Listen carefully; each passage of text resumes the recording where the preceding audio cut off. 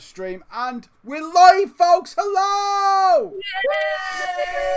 Hey, it's another Stories from the Smoke Room. It's the traditional shouting out where we just tell stories. We've already decided on an order, which is almost the order you are on the screen. I love the fact already we've got traditions. You know what I mean? It's great, isn't it? Some people haven't even sorted out, like streaming in the middle of a global pandemic, and we've got traditions. Yeah, Adam, have you got? Was that the Tory sign? That was the Tory sign. Yeah. Well done. So that's ready. Looking at my screen, top left, Mikey Southern, ladies and gentlemen. You're a little low, but we can see your head, so that's all right. Well, it's fine. It's just I like to keep you in suspense. You never know what's going to happen above your head, though. There could be a spider turn up, or a fly, or something, or a spider and a fly, and it becomes a war. What's your story about, Mike? Well, my story is like if you've not got a very strong stomach, I'd maybe log off for 10. See you later. I'm not telling this story because of the sick. I'm telling this story because it affirmed several friendships in a very short space of time, and that's why I think it's beautiful. Oh, or as you said when we were doing the badmin for this show, it's about you, Phantom of the Opera, Ailey Thornton, and Vomit. Well, yeah, and a taxi journey. And a taxi journey. So there you go. Look forward to that. We'll start that in a second. Yeah. Adam, you're going to go second. What's your story about? My story is how I, for about a month, ruined a guy's life through the medium of student journalism. Whoop, whoop. You utter bastard. No. It's a lot worse than you think. Going third will be Hannah Platts. Hannah, hi. What's your story about? Well, I've got two options, and we couldn't decide which one. So I'm going to ask the chat. Oh, chat! Which one? You've got a decision to make. Adam, get ready to type the options for the chat. You're so trendy. So trendy, you and your bloody improv. Audience interaction. So one is about a terrible childhood holiday to Mablethorpe, and the other is about Radio 4. I don't want to give it away in the title, but like an incident in the garden. Is that selling it enough?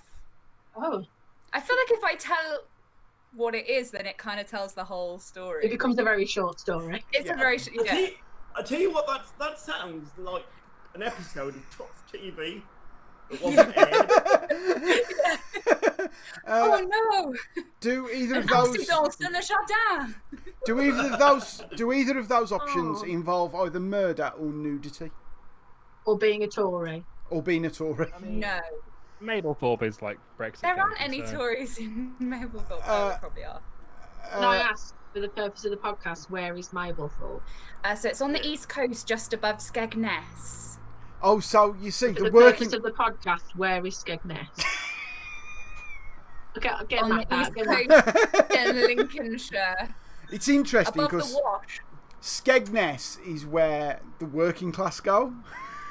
Mablethorpe is where the middle class go. Oh, it isn't. It really. Have you been there? No. We went. It's not where. Exactly. I've been to Can I get Skegness. to it on the M6? No. Can I get to it on the M6? No. I don't know where it is. No. I don't know where it is. It's love really the idea. far from the M6. I love the idea that there's someone watching this with the name Mablethorpe, and she's going, "Oh, they're telling a story about me." When did I meet that woman? I think the votes are already in, aren't they, Adam? Ooh, yeah. 3-0 to Mablethorpe. Yeah. Is it? It's Mablethorpe. There you go. Okay. So there you go.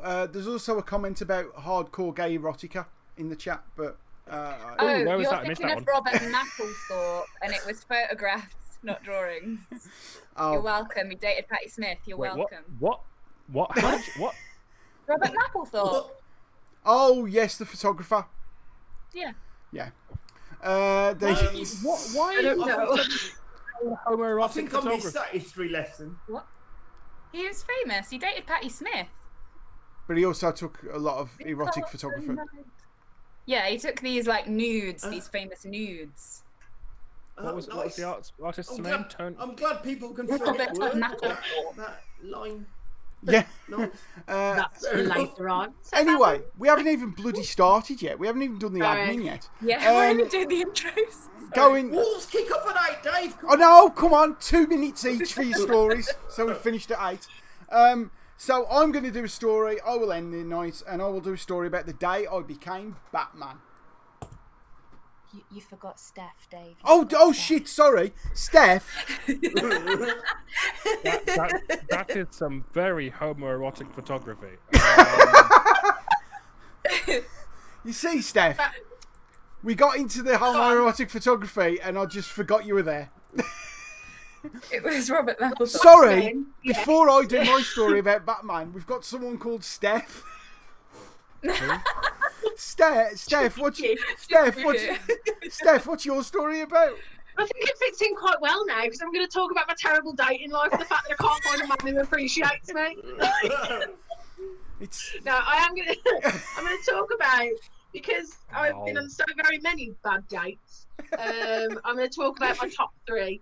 Top 3. Because otherwise we'll be here till next Tuesday. All bottom 3, yeah. So it's your 3 worst dates or your top 3 worst dates. There's 3 that might be considered becoming a nun. Let's put it that way. Okay then. So let's get this show on the road. 23 minutes until kick-off. Ladies and gentlemen, round of applause, please. Mikey Southern.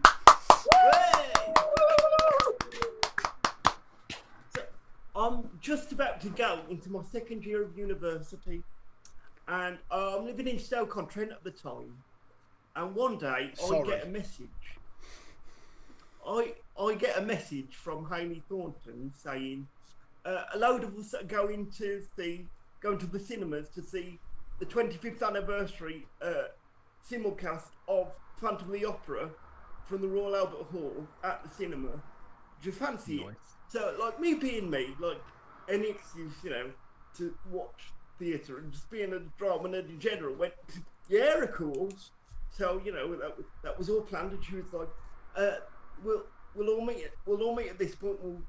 A load of us will get in a taxi together and we'll go. Now, it's worth noting that this was about 2 weeks into the academic year, which means that Freshers' Week is done, but it's not far enough into the year yet for anyone to start giving a shit. And what that also means is when you're at university, there's this thing called Freshers' Flu. Are we all familiar? Got it every year. Yeah.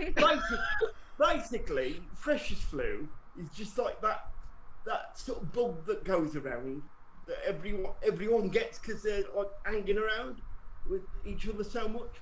Yeah, that's what it's from. It's from hanging around. Yeah.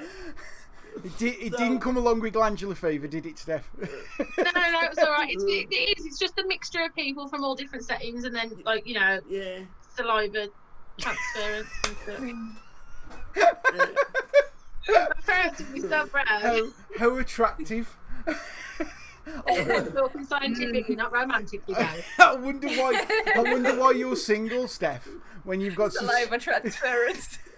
Do you want to do some saliva transference? Oh my god! My cat up, guys. Come on. Do not like.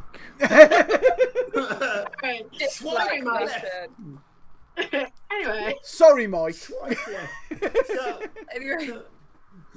It gets to the day we're supposed to be going to Phantom of the Opera at the cinema, and I start to I'm not unwell, but I just don't feel 100%.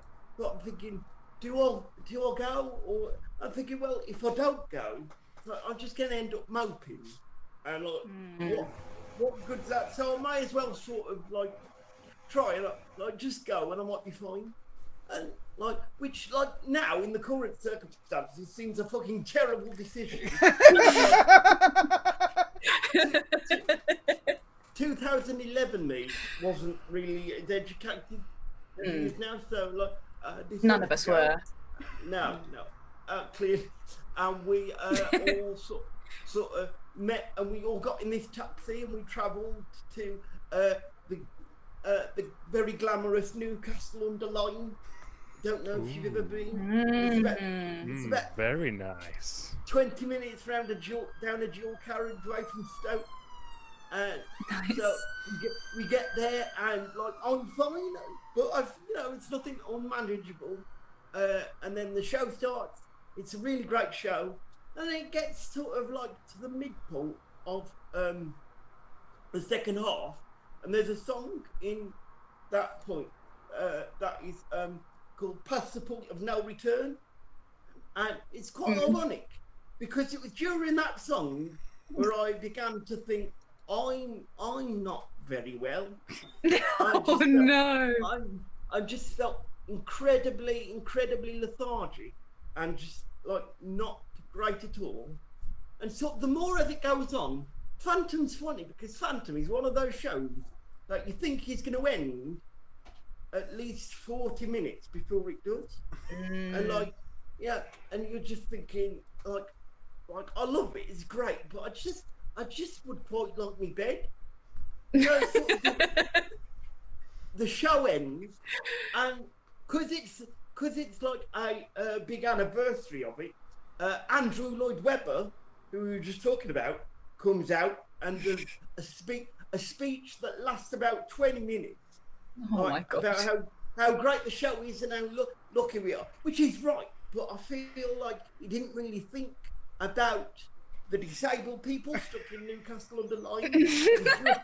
Didn't feel very well and wanted to get home. And then when you think that's done, because it's an anniversary special, like bring out Sarah Brightman and Cole Wilkinson and John Owen Jones, who are like West End royalty, and then they do like they do the Phantom of the Opera, the big operatic number where they go sing to them. Like any other time, I'd be loving it, but at this point, I was like seriously ready to like just go home completely. And so finally, the show ends, and we phone a taxi, and it turns out we can't find one because the company that brought us all their accessibility taxis had gone home, which is a thing that happened. That was fun. So what we decided to do, we thought there's a taxi rank around the corner. We'll walk there, and on the way of this walk, I said to my friends, I said, look, like just as a heads up, I don't feel great. So if I'm a bit quiet, then you sort of know why. And they were lovely about it. And then we sort of saw this taxi, and we got in, and like we're all sort of crammed into this taxi, and it's really tight, and it becomes very clear that sort of time slows down a little bit. Like it's literally only 20-25 minutes away from Stoke, and the more it goes on, the more I'm not gonna make it, and then it just sort of happens, and it's like it's just so quick. And I've got when like all of your, I can't believe this is going to be on the internet.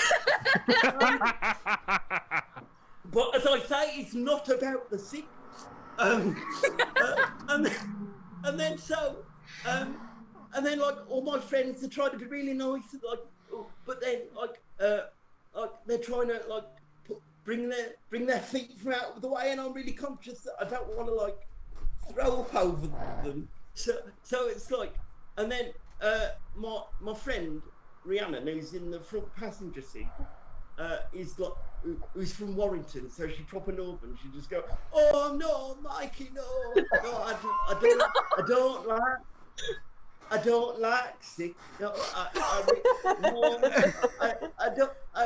And then and then I sort of get a view of the taxi driver whose face is like, can somebody please get this drunk disabled man out of my taxi? And like, you know, when and it's like my eyes are closed and it's like it sort of finishes, and then I think, well, I may as well just like keep my eyes closed a little bit, because as soon as I open them, I'm gonna have a lot of questions to answer. You know, like when you go to a party and it's a bit noisy, and sort of you're in the toilet and it's like you're done, but you stay there a little bit just to make the most of the quiet. It was sort of like that. It was sort of nice that it was just sort of me, like, sort of a chance for me to gather my thoughts. And then I sort of opened my eyes and half expected to see Hayley Thornton, like having dropped and rolled out of the cab like Lara Croft style. But in fact, what I actually saw was Hayley, who, this is honest to God what happened, had somehow managed to rescue my bottle of water that was down the side of my chair, completely unharmed by any debris whatsoever. Oh. And she looks at me and just says, "Do you want a drink?" And I'm like, ugly crying at this point. I'm so and like everyone's really lovely, and we sort of finally get home, and like friends are like, right, we all get out the taxi first, and then let Mike do what he's got to do to get out. And you know, this poor taxi driver, he's still a bit annoyed and going like, what? And then my friend is defending me by going, he doesn't drink. Yeah. He doesn't drink. He's just got Freshers' flu. That's all it is. And then I'll get out, and then like this, because obviously there's street lamps now, so I can sort of like see. Fancy. And the thing is, when you're sort of again, I can't believe this is on the internet. When you're sort of, but I feel like it's a slice of life, as it were. When you're sick in a wheelchair, well, like there's no sort of natural runoff. So it just pulls. Yeah, and it's a bit so I have to like run back. It's about a 500-yard walk between the taxi and my room. Oh. So I have to run and sort of pray and hope that my housemates are not having like a party. So when so if I go past the communal kitchen, hope no one's going to be there. Luckily, no one was. So I run back in and get the fare you have to pay. And oh, of course, yeah. Oh my God. Yeah. Fine of shame. Yes. Yeah. Fine of shame. I think from what I remember, I think people sort of wanted to split. I can't remember what happened. And basically, the next day I had to be into rehearsal in the morning, but luckily I got the morning off. Woke up and felt fine, and so this is when I kind of knew that like I'd picked the right friends. When I walked in the next morning and they just went, what was that? what are you doing? And like I feel like I've sort of come full circle in a way, because this production of Phantom of the Opera was replayed on YouTube right at the start of lockdown, and I could it was like regression. So it's really nice to watch it and not feel terrible. Like properly enjoy it now. Yeah, but like whenever I talk to like friends that were there that night, you know, I feel like hopefully like they still talk to me, and hopefully sort of hopefully it was character building. Was it character building for them or for you? That's the thing. I mean, sharing is caring, but sometimes you're taking it too far. Oh no! Oh, let's not use that phrase right now. No. Oh. You'd have to ask Ben. So. I mean, it shows how absolutely wonderful and perfect Hayley Thornton is. Right. Because whenever I'm around people who vomit, I tend to be running the other way, throwing children behind me. Yeah. Absolutely. Vomit's the one I can deal with, to be fair. Oh no! Really?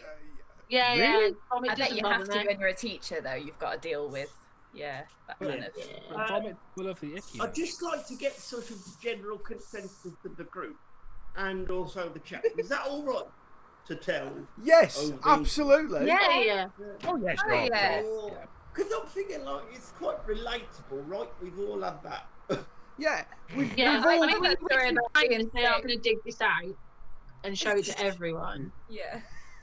At least you weren't sick on like an international landmark like my story. I mean, but I think it's a funny thing about like Hannah's story. Like, wasn't going straight on the internet.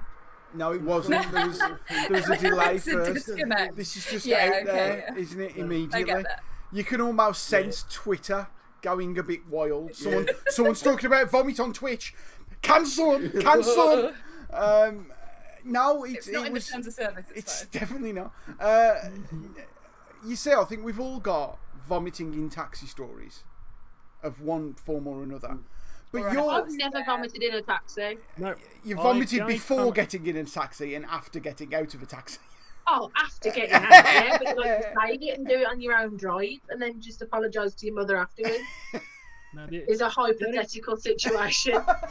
the only time I've seen someone pay the fine was a mate of mine called D'Artagnan, who, whilst drunk, pulled the door off a taxi. Sorry, called. Sorry. Wait, hold on. Whoa, Sorry, sign up. that's going to take some Pedal unpacking. slightly. That And maybe hold up your own sign. That is not the Or inciting nickname. incident. His nickname was D'Artagnan because he had long hair. I can see the connection. Yeah, okay. Because his father was killed by Was he- bandits. But was he like really called Ian? Or like, Yeah. He was called Alex. So Alex D'Artagnan is what he was what he went through on Facebook for a while, which is the coolest name, Alexander D'Artagnan. But no, he was from like Leeds, so he was like the opposite of whatever you're thinking. He was like this- but no, he was a huge rugby forward, and he was drunk and he literally just opened the car door, and the door came with him. He was like, and then he paid the £300, and it was like, well, I've paid. Can I just keep the? Okay. Like I've bought the door. How much did that door cost you? Can we get Alex on the show, please? I'd really love Nah, to he's a terrible talk person. about- even better. I mean, we're clearly all bastards. So. oh yeah, without a shadow of a doubt. Speak for yourself. A friend of mine avoided paying the fine, and there's a little thing in the chat we're going to go to in a second, but a friend of mine avoided paying the fine. He got out of the car, and we were all like, what's that down your jacket?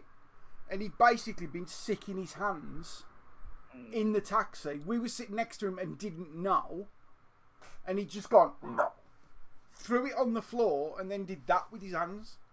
So it smeared vomit on his own coat.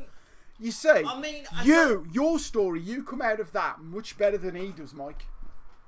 As a man who lacks fine motor skill and hand-eye coordination, Quickly becoming your catchphrase, mate.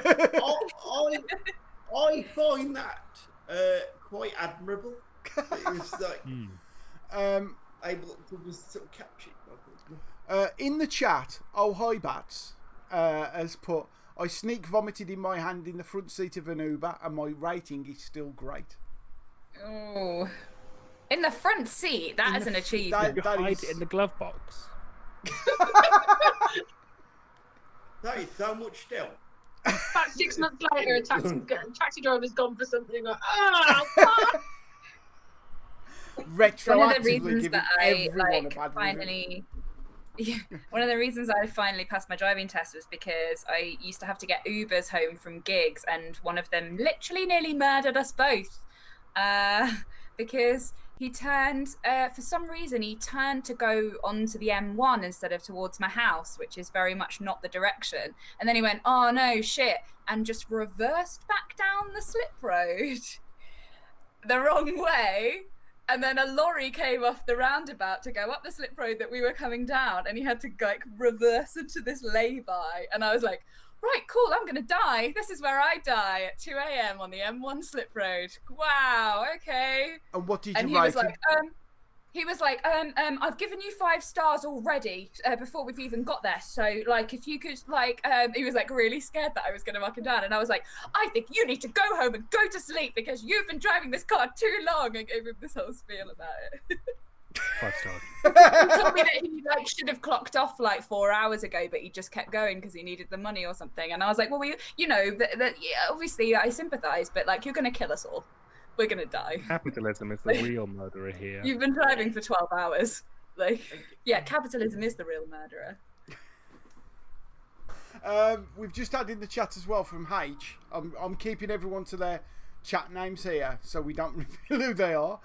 I have only thrown up once from drinking, and it was at the Christmas party for the theatre company I'd just been offered a year attachment with. Classy. I know who that is. Yeah. I was with them. And let me tell you, we revisited that story several times. But isn't that the way though? You wait until they offer you a permanent job and then go, no, joke's on you, I'm actually terrible. This is what I'm really like. It's all been an act. Yeah. I worked Christmas party. I've been there for about 20 days, and I wasn't the embarrassment either. Right, come on, move on. Mikey, everyone.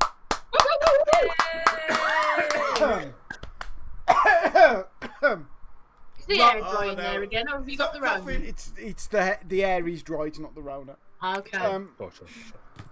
Up next, Adam. Adam! Hey! It's that tickled me more than it should have done. Also second year of university. A blessed time. Something catchy. At the beginning of third year, I lied. I will prostrate myself. Not on camera. That would be wrong. You will prostrate yourself. Sure, why not? I've made it up. Is that what you just said? Yeah, I did. Carry on. I didn't realise that was you saying. Actually, before you carry on, Adam, I should point out it's now getting close to 8 o'clock, and I can already see Steph's eyes drifting to the right of the screen. I'm trying to get the game on. I'm going to hold this together because I'm the only one with no football around me. Don't worry, I've got this, guys. If I wasn't on this podcast, I would be so stressed out. No idea. Exactly.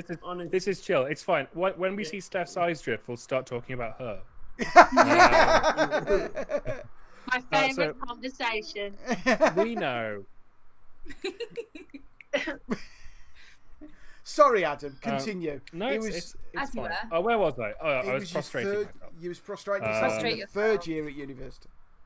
Yeah, speaking of third year, I was like, do you know what? I need to like think about what I want to do post university, and I'd done a very, very useful and very relevant history degree, and of course that opens all sorts of doors straight away.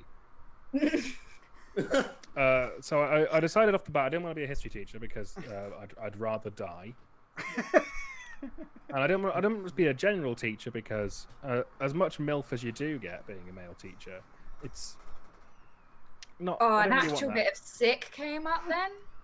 Mikey can tell you how to deal with that. That was actually because my mum is still to this day trying to persuade me to be a teacher. She's like, you could be like a male primary teacher. Because she works in a primary school. All the male primary school teachers who are your sort of age, they're having like loads of sex. All the mums. I'm like, that's not a selling point to me, mum. Especially because I probably end up working at the school you're in, and you know them all. So anyway, I love the fact that's I love the fact that that's considered an appropriate subject. I mean, they don't cover that in your training session. There's no module in the PGCE about that. It's unspoken. Well, it's very spoken about. But like, if it's not in front of the Ofsted and stuff. I'm just wondering who. The school gets a 5 on the MILF rating at school by Ofsted. But anyway, so I don't like where this conversation has gone already. It's desperately trying to drift away, but I'm like, no. So I was like, well, a couple of friends of mine were wanting to do conversion courses, like a year-long lawyer course, and I'd like, no, I've done work experience in a law firm, and it is the most boring thing almost all the time. And then it's like 5 minutes, like, oh my god, and then it's back to boring. There's only so many times you can read the disputes about breakup and divorces before you think your life isn't worth living. And so another of my friends like, well, we want to go do like a journalism conversion course, but we were writing for a thing called the Tab. Now I hadn't researched the Tab and discovered that it is evil. If you don't know it, the Tab is the student online newspaper, which literally means is it's proto BuzzFeed. Right. It's like a little university-focused BuzzFeed. Lots of stories about university, written by students, mostly written by students who are like, I'm going to become a journalist, and this will look great on my CV. It doesn't, because no one reads the Tab. But the quizzes are great. Oh, you can find out which university you should be at. Mine was Warwick. It's funny because they said no. Oh no! Oh no! It's fine. Okay. No, I'm not bitter about them. I'm bitter about Bristol because Bristol are dicks. I got turned down on Bristol as well. I got turned down. All the best people do. All the best people go to Leicester because Leicester was the third choice. I mean, if it makes you feel any better, I got turned down by Birmingham. No, that is unfair because Birmingham is, after all, a very university.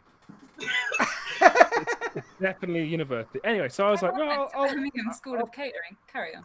I'll try to. I'll have a look at journalism. I decided pretty early on that I didn't want to, but I was like, no, it's fine. I'll just write all the kind of fluffy, light, silly pieces that no one really gives a fuck about, but you get paid far too much money when you give them to the Telegraph. The Sunday Telegraph, obviously, because the real Telegraph is too much full of cricket and bad things. And so I was like, never enough cricket. More cricket, less hating poor people. I want that on a flag. Agree. And so I wrote about 3 or 4 things that had maybe a few thousand views, like How to Survive the Six Nations as Not a Rugby Fan, written by a rugby fan for non-rugby fans, that sort of stuff. How to be from the Midlands at uni, that sort of nonsense. And then I was chatting to the editor of the whole thing. She lives down in London, lovely lady. She's Irish. I hate myself. This is what I'd sound like if I got into this journalism. Like, oh my god, it's really great. I now live in I work in Kensington. Well, actually, I live in Hastings, but I work in Kensington. Oh, yeah, I've got a pied de terre though. It's fine. Yeah, completely. A pomme de terre, yeah, pomme de terre, yeah. Yeah, pomme de terre, yeah. I live in a potato, yeah, completely. Yeah, great. Oh, good. And I was chatting to her, and she was like, the stuff you're writing is fine. It's funny, it's fluff, but have you got anything that's a bit more not wank? Oh my god! And I was like, well, I've got a couple stories. A mate of mine got married during university and got divorced a month later. I was like, we could do a thing on people who got married during university. Update: don't do that. Terrible idea. Don't do that. Don't do it. It's just fucking unless you want do it. Just for clarity. Don't write about the people who get married at university. Both. Don't get married at... Right, okay. Definitely both, yeah. Because, A, if you're going to get married at university, you've ruined your life. And if you're going to write about it, you've ruined that friendship. Or, I was like, I've got a story. My mother's 3 years old. He went to university and had finished already. And, well, I know a mate of his, Paddy, had written his dissertation in 48 hours, in 2 days. Without sleeping. He had done no work previously, and he just sat down for 48 solid hours writing. How did it do? He got a very high T1. It was philosophy. No one cares. I was impressed for all about a second. Philosophy is a funny one, and philosophy is essentially a degree in thinking. Yeah, actually, so, I mean, I tell her, it was 72 hours. It was 3 days because something happened on the third morning. So I was like, right, okay. It was a huge mistake. Yeah. Well, I was like, I'll chat to him and I'll write this thing and I'll send it off. And so I had this chat with him over like Facebook Messenger video, and I wrote this interview with him, a story about the student who did his whole dissertation in 72 hours. Sent it off. And the editor came back and went, this is actually quite good. You, for instance, think, can I edit it a little bit? And just, yeah, it's your job. It's literally the one thing you're meant to do. And she did. She reorganized it a bit and made a bit and changed the title. And I thought nothing of it. I was chatting to Paddy and went, look, it's probably going to get nothing, but it's a doddle, right? This is just so I've got things to say I've written. I wake up the next morning and I got a phone call from Magic FM. What? No, it wasn't. It was Capital and Magic. It was the person's was doing them both, and said, "Hi, Adam. We've read your story. Can we phone Paddy?" And I was like, "Oh, why? Oh, we want to get him on the breakfast show in a couple of days' time, just to talk about it." I was like, "Oh, okay." And when I say wake up in the morning, I was a student, so it was about 1 p.m. And I checked my emails, and I had about 10 emails from my editor, and about 200 emails that I were like, these are just random spam. And it was just like, can we use your article? Can we use your article all the way down? I was like, oh no, I don't know what to do here. So I phoned my editor, a lovely woman, she's Irish. Are we in the Matrix? Is there a glitch? She lives in London. It's amazing, great. Yeah, it's completely. And her reply was, well, this has gone well, but in Irish. So imagine it. And I was like, yeah, it's gone quite well. But I don't know how to deal with this. But well, what we can do is because Paddy at this point was we'd used pictures from Paddy's Facebook, edited and whatnot, and they'd managed to reverse image search it and find his Facebook account. He didn't have his real name on his Facebook because at this time he was working in the city. Right. He was doing he was quite high up in it already in like 3 years, quite high up in a quite very serious and heavy thinking and philosophical company that doing heavy thinking and philosophical. And he was like, okay, we need to stop this. And I was okay. So I gave all the control of everything. I was like, Paddy, have a chat with the editor, then sort something out. But if I could get paid some money, this would be lovely. And they struck a deal in that the tab would handle. Journalist. I'm not an idiot. The tab would handle everything. They would own the story, own all the photos. No one could use them without permission from either me or the tab. And Paddy, he was like, and if we do get any money, and I'll never forgive him for this, give it all to the poor. Now, you can't be angry at a man who has just given, it was about, in the end, about $8,000 to charities helping poor people in London. But I'm there going, that's really immoral and novel and, noble of you. I'm a student. Oh no! So this story for about 3 weeks, he was getting constant messages from journalists and broadcasters wanting to know about how he did it. My favorite bit of the story was that on the third morning, he started hallucinating a tiny little man in a bowler hat and three-piece suit. He named him Gerald, and he would help him with his essay by moving things that weren't there, but he saw it in the corner of his eye all the time. So my genuine, my favourite ever claim to fame is that an article I've written appeared in Dutch FHM magazine opposite some boobs. About 3 years after. No, less than that. It was about 6 months after it was my brother's stag do. And this was organised by all my brother's friends, and Paddy was there. And I wasn't told this until we got to the very first place. And my brother went, oh, by the way, Paddy's here, and we're going shooting today. What? Yeah, what? That guy you've ruined your life? You ruined his life for like a couple months. Yeah, he's got a gun. He did not mention it at all until about 1 a.m. when he went, Adam, you're a prick. And that's all he said about it. That's all he said. But yeah. To be fair, we've all said that to you. Yeah. Mm-hmm. But yeah, that was how I ruined. That's just a long line. I think you could start a art exhibition about all the people that have said that. 1 a.m. Adam, frick. What I discovered through this was how many websites steal stories. So it was on like Unilad, Oh, yeah.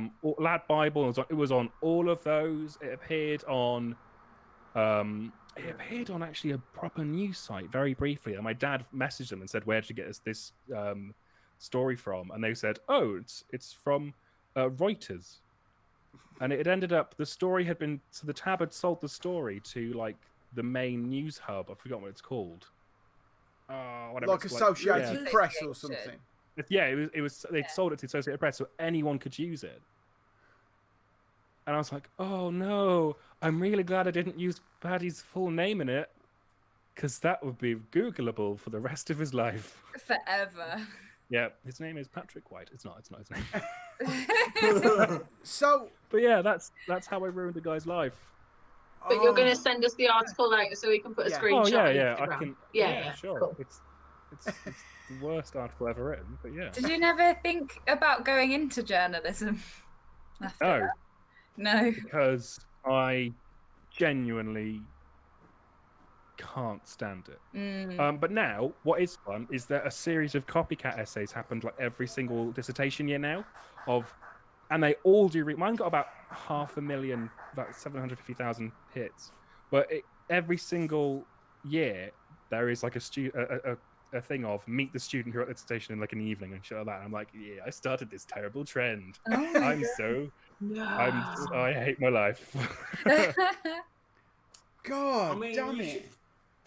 You could probably write a book about the shit that's going. I mean, Paddy could probably also write one.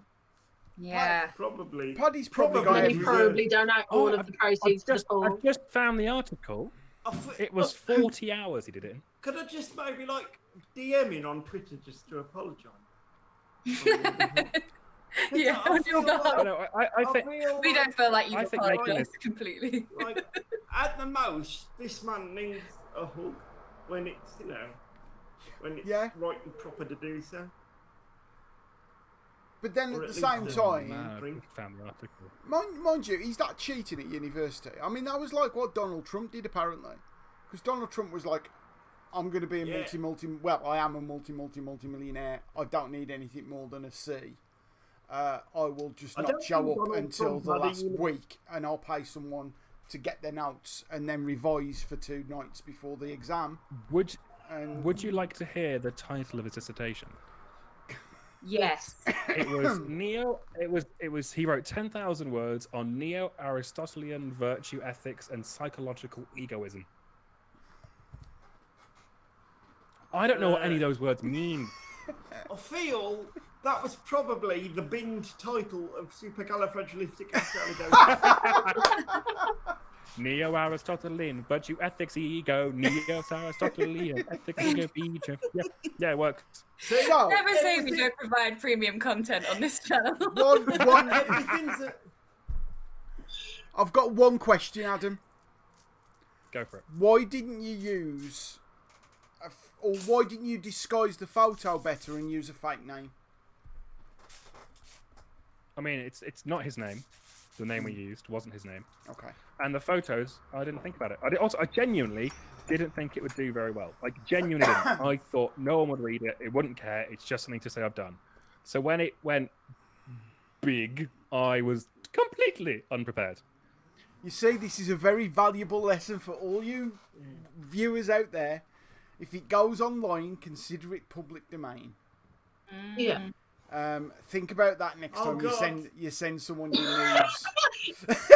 Like having regrets. Nobody write a story about my sister. I can ruin 2 male lives in a lifetime. Let's go. Ladies and gentlemen, ruiner of lives, Adam Unwin. I'm proud of myself.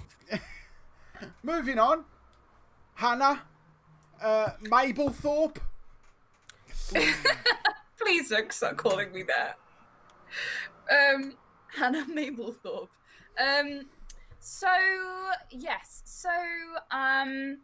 When I was a child, I think I was about like 10-ish.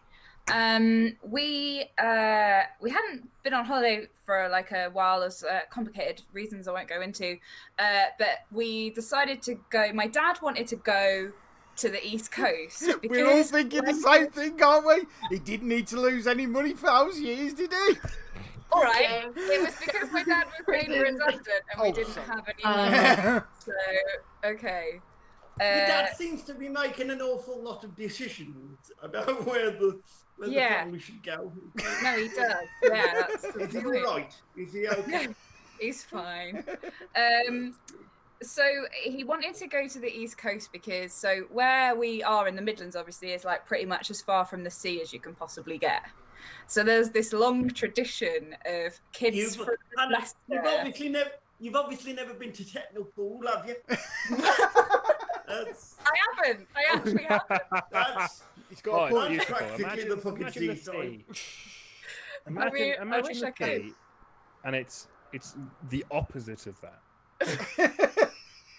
The desert. Yeah. So there's a long history of kids from Leicester being bussed off to Skegness, obviously. And my dad's quite a bit older than, he's like in his 80s. So when he was a kid, it was a big thing to like get on a bus and like be bussed off to Skeggy for the day. So he wanted to recreate this childhood thing. So we ended up going to this like caravan park in Mablethorpe, which is just up from Skeggy. And it was like going back in time. So there were like people going around on I don't know what they're called, but they're like the Chuckle Brothers with like a pedal car thing, you know, like little carts and you pedal them. Like, I don't know what they're called, but the Chuckle Brothers. To be fair, yeah, kind of like a clown car. To be fair, when this was in history, it potentially was the Chuckle Brothers. It might have been like a knockoff Chuckle Brothers. They were at their peak. We're talking. It was like the late 90s, so they were at their peak. So it was very like sort of run down. Did they ever have a peak? Yes. Yeah. Oh, as in you mean like they peaked and they've just remained at that high level forever? Yeah, they've plateaued at the top of what's possible. I'm sorry. They couldn't go any higher. Yeah. I met the Chuckle Brothers once, so I might tell that story on a future podcast. What did they smell like? Oh yeah, you beat me to it. I didn't tell them. I was a kid. Anyway. Smells like a weird mustache. John's saying it's called a quadricycle. Ooh. Recycle. Thanks, John. Well, John. Yeah, so it was quite kind of, there's not really anything to sort of do. It's very much like a back in time kind of place. It's like it's very like slightly dilapidated seaside. How does it compare to Skegness? Well, I've only been to Skegness twice in my life. I was talking about this the other day. I've been on 2 day trips to Skeggy. Both times there was a massive thunderstorm. So I had to hide underneath the shelter of like a chip shop sign and be like, well, here I am at the sea, and then leave. So in answer to your question, in comparison to Skegness, Mablethorpe is drier. It's drier, yeah. I found it to be drier than Skegness. Can I just say, John has just said, don't thank me, thank the Chuckle Vision Wikia. I love that there is one of those, and I'm going to spend my evening going through it. Yeah, so it was me and my mum and dad, and I've got a twin brother and his best friend, and they've got the same name, so it was like weird, 2 Toms, and me and my mum and dad, and Tom. Without really aware of like directions. Yeah. You did it. You nailed it. Or really good percussionists. Oh. The joke's got 2 sides, and I enjoy it. I'm going. So my dad decided that what we should do is have a barbecue on the beach, but You can't do that in Mablethorpe. So he decided we would go just so when you're at Mablethorpe, you've got the beach, the sea's in front of you. To your left, I haven't finished describing. To your left, there is a massive power station. Like like Burnham. Yeah. And so if you keep walking along past that power station, you would get to Feddlethorpe, which is where we ended up going. So we got in the car. What name was that? It's called Feddlethorpe. Feddlethorpe? Oh. Feddlethorpe. Apologies if anyone from Feddlethorpe is listening, but it is a Nowheresville. It's a Nowheresville. So we got in the car, we put all the stuff in the car, drove up there. Can we please go on tour to Feddlethorpe? Yeah. There's nothing there. We drove around for ages trying to find a car park, and there was not even that. There's just like a bit of land where everything stops, and then the beach is. So there's what? Was the sea in front of that beach too? Well, when you get to that point, Steph. Oh, okay. So we stopped the car, it was just like there was kind of a sand dune. So we got all the stuff out, walked over the top of this dune, and then it's like, oh, the sea. But it's like 2 miles ahead of you. And there's like this desolate beach in between you and where the sea is. The power station's over here, gently glowing. And the wind was so forceful. And obviously, because of the power station, the wind is full of tiny flecks of coal dust. That are coming at you. So it's basically like being attacked by one of those sandblaster things that that you clean stone with. It's like that. Your skin starts to go all raw. And you're like, here we are at the beach having a wonderful time. And I thought Rill was grim. At least you didn't get sandblast. Rill was grim because you went to Skegness. In the Black Country. Oh, no, Rill is glim. Yeah. We either went to Rill, Weston, or Barmouth. Oh, yeah. Go to Weston and hide what an amazing beach. Quicksand. Yeah. So then it becomes we're like, well, we've got to get to the sea, otherwise what's the point of coming to the seaside? So then it becomes like a sort of assault course, because each section that you come to is like a new danger. So first you're getting blasted by the coal, and then you get to this kind of backwater thing, which is weirdly deep. So you have to take your shoes off and wade through. And then you get out the other side, you're like, I can see the sea. And then there's a whole section that is just razor clams, sticking up out of but you've got no shoes on now. So you're like, oh my God, try not to cut your feet on them. I cut my foot on one. This sounds like the worst beach ever. We were getting down there, and eventually got to the sea, and we're like, cool, we're at the sea now. It's fucking freezing. Can't get in it. It's Baltic. Can you imagine if the exec producer of Total Wipeout was at Feddlethorpe that day and thought, I've got a cracking idea. I've got it. Maybe that was because of you and your family. Maybe. Just carving a path. There's no one around, because why would anyone be there? It's so horrible. And so we were like, okay, cool. So my dad's like, right, we got to do this barbecue. So they walk back up, away from the various dangers. And it's literally a mile to get to the sea. So they walk back up, and my dad's like, right, get the little disposable barbecue thing out. But it's so windy, you can't light it. We've got a windbreaker that we got out of one of those little shops that sell buckets and things. But that's doing shit all, right? So my dad decides, I've got a great idea, and this will definitely work. So he starts to dig a sort of dugout thing. So it's this kind of hole, I suppose, that he makes a little bit at the back that's like a bench almost out of the sun because it's so wet, it sticks together. So it's like a kind of hole, and you can sit on wet sand in it. And then there's a little bit with the barbecue in the front. So we're like, me and my mum are like sat on this bench of sand, like we're having a fun holiday. My brother and his friend, unbeknownst to us, have decided, I wonder how deep a hole we could dig. And they've just started to dig. Classic. And kept going. I wonder how we big could get to Australia. We finally have a decent holiday. Yeah, absolutely. By the time I managed to like climb out of this weird thing that my dad had created, they were honestly about 2 meters down. It was insane. We had to like pull them out. They just kept going. And I'm like, this is going to fill with water and you're going to like drown. So we had to like heave them out.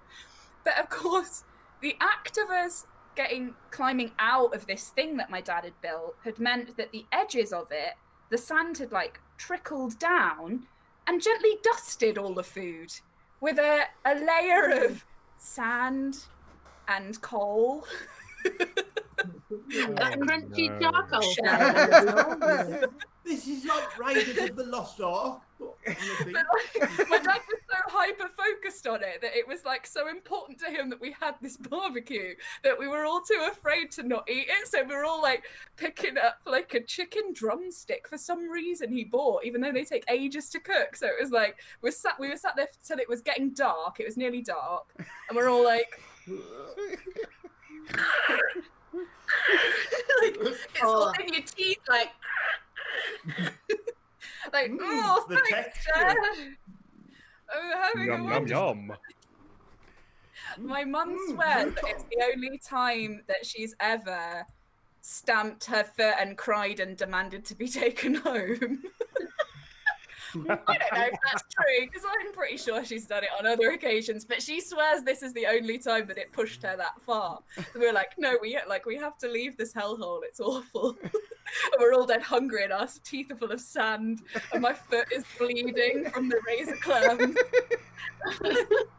My brother and his friend are like up to their like middle in like wet sand from digging the hole. And we started to walk back, but where we'd parked was just like near the sand dunes, and we couldn't find it in the dark. And we didn't have, this was like before phone torches and stuff, obviously. So we were just like traipsing along, trying to get over these sand dunes, trying to find our way back to the car. And that's when I swore I would never go back to the East Coast as long as I lived. And have you ever been back to the East Coast? No. Well, I went for this one-day trip to Skegness when I was about 15 and spent the whole time hiding underneath a veranda of like a chip shop because it was raining so hard. And I was like, I knew it! This has proved my point! I'm so glad I don't have to do stuff like that. That's just like, totally not an option. Like, so is that why now the only holidays you go on are safaris? Well, I don't go on holiday now, so that's fine because I'm self-employed.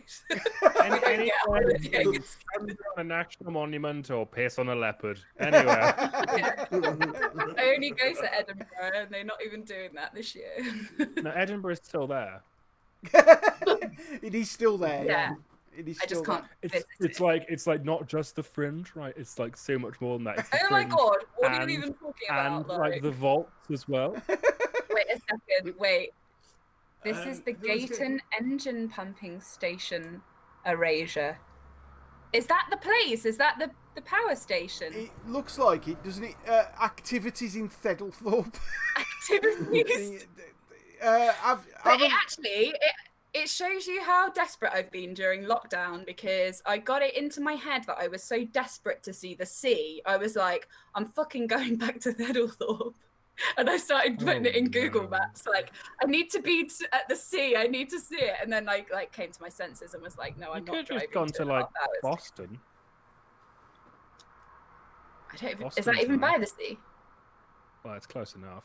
And that's got a No, I want to biomass see the place sea. in I it. don't want to be near the sea. I want to be at the sea. Yeah, but then I want to put my feet from in Boston, you can just go to the sea. it. It's like no, because that's a mile away. Ah. Oh no, this engine pumping station looks wonderful. If only that had been open. That sounded bitingly sarcastic. Oh, but there is a picture of how far away the sea is. Someone describe it to me. Yeah. Describe Sure. it in your. Remember, this is an pumping audio station. medium. Could you please do it in the style of the shipping forecast? I have no idea. Imagine a house with rounded windows in the Romanesque style. There is a garage door, a double door. The sky is blue. There is grass. I'm doing audio description now. White clouds litter the sky. Outside is what looks like a water pump. It is white and pebble dashed. Down the beach. You're welcome. Down the beach is a young girl crying with bleeding toes. A patriarchal family is being dragged to find a car. Two young boys are knee deep in the sand, slowly sinking. This is Thedlethorpe. This is Oh summer. gosh, I'm getting PTSD. Just Ladies and gentlemen, Hannah Platts. You're welcome. You're welcome.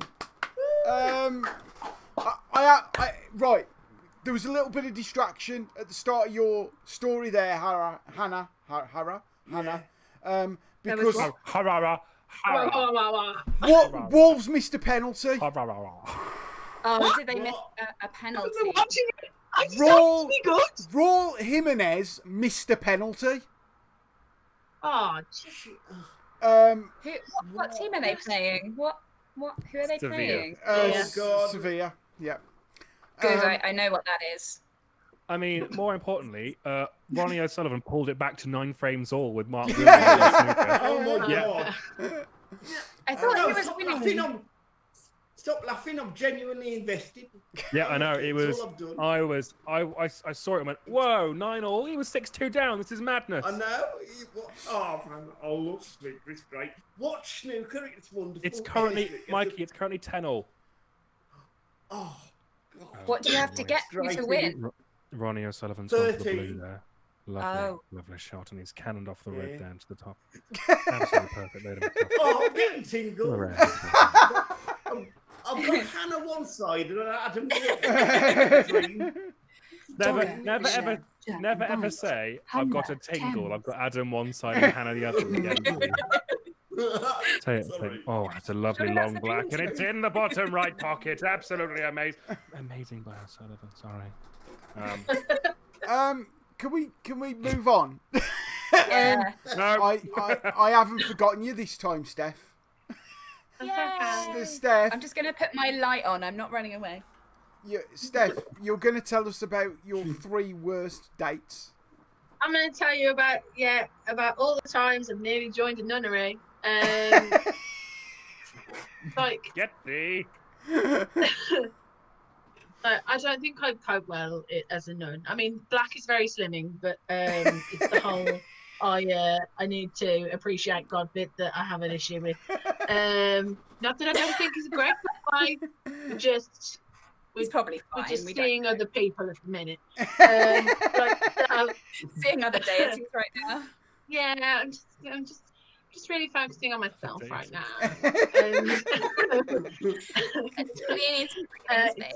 It's not you, it's me. No, I am so. Don't get me wrong. I went to this is a sidetrack. I went to a Church of England school, but to this day, every time I step in a church, I like to toe dip first just to make sure I don't burst into flames. So far, it's okay. That whole movie scene, isn't there, with the finger in the holy water and it starts bubbling? I've yet to do that, but just for fun, I might one time. But yes, the reason why men don't like me.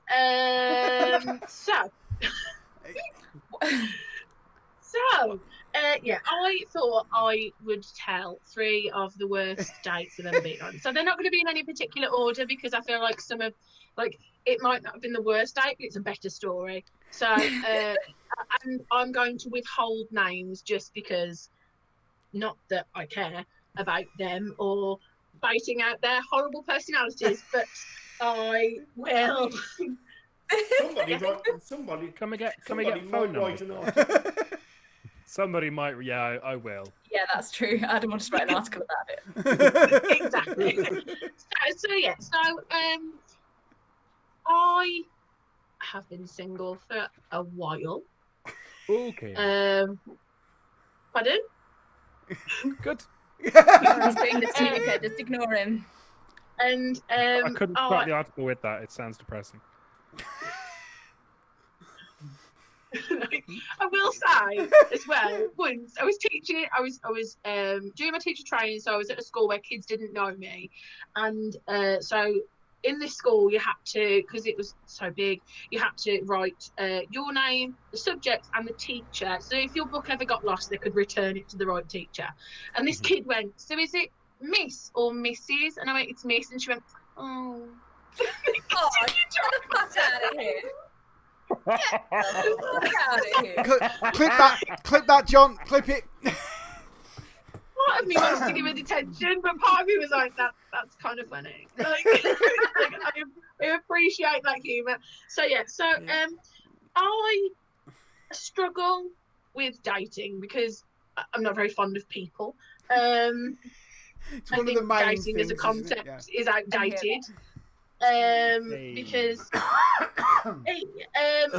because there's so many expectations, and that, like, there's so many cliche dates that you can be invited on that, like, it ruins everything. Like, I don't believe in a first date being at a cinema or bowling, because there's no opportunity for conversation. Like, you're either inviting me to sit in a dark room and not concentrate on me, or you're inviting me to just simultaneously walk past each other for like an hour, and then probably never speak again. And then it ruins that film as well. Hope you're doing it in such a way that's like a little bit flirtatious. Like, got a strike, and it lingers slightly. Yes, and I'm terrible at bowling, so it's like, slowly holding hands. And no one looks good in them shoes. No one looks good in those shoes. You can't plan an outfit to look good with those shoes. Like, yeah, and I have to wear men's ones because my feet are big. I mean, there's nothing sexy about that. Also, who doesn't love a bowling ramp? Yeah. I'm gonna get the judge if I have the bumpers up. If I don't have the ramp, I can't hit any Skittles. Sorry, you have exactly. You have the bumpers up. Yeah. Yeah. Otherwise, my score's going to be guttable, guttable, guttable, guttable, guttable, one, guttable, guttable. Oh my god! Yeah, I'm terrible. Yeah. Yeah. So, that's why I take my little nieces. I'm like, oh yeah, get the ramp for the children. Yeah. So the first date I want to talk about was at a bowling alley, and he was already on strike one. The fact that he asked me to go bowling, I was like, this is bad, because the one score I never get with the bumpers down. He invited me. I was a bit like, I don't want to go, but I will. So we went out. I apologise, Hannah. So we arranged to go bowling. He asked me out on a Saturday afternoon. When all the kids are there. But that is the appropriate response. So, a date, there is a time frame. There is a time frame for a date. And if you don't ask within the time frame, you are telling the other person something. So if you ask them out on a Monday, Tuesday, Wednesday, you already have dates for the weekend. This is just a backup, just in case those dates don't come to anything. That's the truth. Next time you get asked out on a date on a Monday, Tuesday, Wednesday, you know you're the backup babe. You get asked out on a Thursday or a Friday. Asked out on a Thursday, they're not quite sure. Yeah, it's like it's a bit of a like you're good. You're sort of good enough for the weekend, but if it's a bad date, I've got the weekend to get over it. Friday, Saturday is good. Friday, Saturday are the perfect date times to be asked. and it needs to be Friday after 7. Yeah. 7, like 7 if you're going for dinner, 7:30, 8 o'clock if you're not, because I've got bedtime. I don't want to get indigestion. So, not for you, Sunny Jim. Not for you. I might like you, but not enough to get a Rennie out. There you go. Click that, please. Yes, can you click that, please, John? Click that one. I feel like all of the clips this time are going to be from me. Just admitting how terrible he was doing. So, I'm going to get our own t-shirt. And then a Sunday date, I don't know, because that could make or break a week. I think a later date, like a date maybe 4 or 5, and it's a nice long walk. That's a Sunday date. That. Yeah, but a Sunday date could make and break your next week. If it's a really good one, you're starting Monday, like, I had a really great date last night. If you had a bad date on a Sunday, you wake up going, what is the point in carrying on? Or maybe that's just me. So he... little bit. Saturday afternoon, I got invited out on a date. There are a million screaming kids running around this bowling alley. Wow. He knows I'm a teacher. I feel like he did it on purpose. So this is a very, very short one. We go bowling. I found out then he was a smoker, even though he told me he wasn't. And not that I mind, but don't lie to me about that sort of stuff, because you're going to lie about that. What else are you going to lie about? This is the overthinker in me. All girls do it. All girls do it, but I do it a bit more. Like, I'm not saying I'm competitive, but I like to be the biggest overthinker in the room. There you go. Don't click that. That's like. So we met. We were in this whole thing has been organised by your therapist. It's a very long game Dave's played, but... and she's here tonight. We're just sending this recording up to them afterwards. We were in the queue to get shoes, and he went, I'm just going to pop to the toilet, hold my space. I was like, yeah, okay. So he came back very quickly. It made me question whether he'd washed his hands. Honestly, after what I found out, I'd have dealt with that better than what I dealt with next.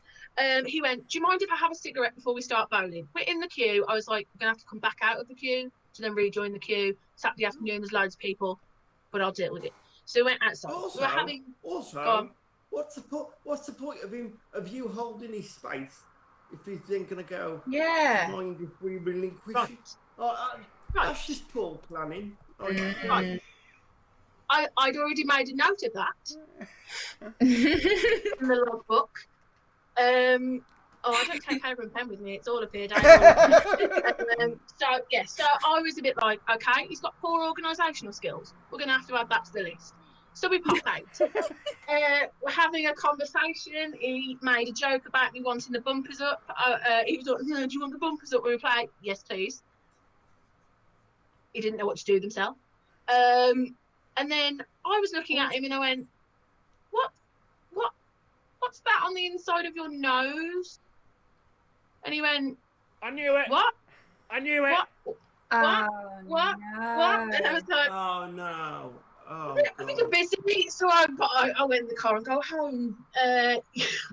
So that was my first bad day. Yes, ladies and gentlemen, he'd snorted cocaine in a bowling alley on a Saturday afternoon. Well, how else are you going to get that sweet 300 without a little bit of the old Mexican marching powder? You got to show these kids how it's done. This isn't the Big Lebowski, son. Honestly, Wolf of Wall Street, he was not.